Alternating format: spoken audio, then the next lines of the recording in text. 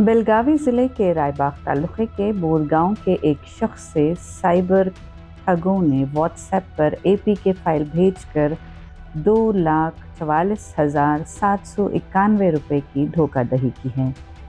मुलजिमान ने ट्रैफिक चालान की जांच के बहाने मोबाइल फ़ोन हैक करके बैंक अकाउंट से रकम निकाल ली। मुतासरा शख्स की शनाख्त गजानन उमरानी के तौर पर हुई है। शिकायत के मुताबिक उन्हें व्हाट्सएप पर एक मैसेज मिला जो आरटीओ चालान से मुताल्लिक़ था और ट्रैफिक कानून तोड़ने की तफसीलात के लिए एक एपीके फाइल भेजी गई थी। गजानन ने इसे ट्रांसपोर्ट महकमे का मैसेज समझकर वो फाइल अपने मोबाइल में डाउनलोड कर ली।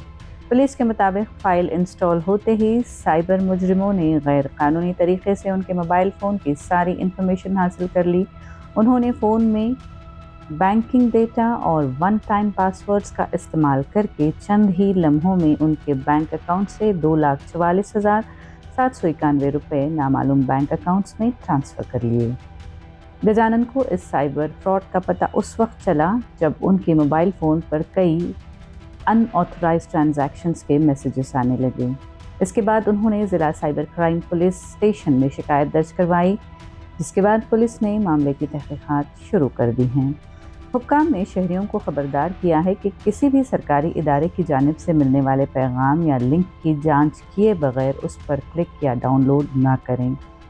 एपीके यानी Android package kit Android mobile phones में एंड्रॉयड ऑपरेटिंग सिस्टम को चलाने के लिए इस्तेमाल होने वाला स्टैंडर्ड फाइल फॉर्मेट है।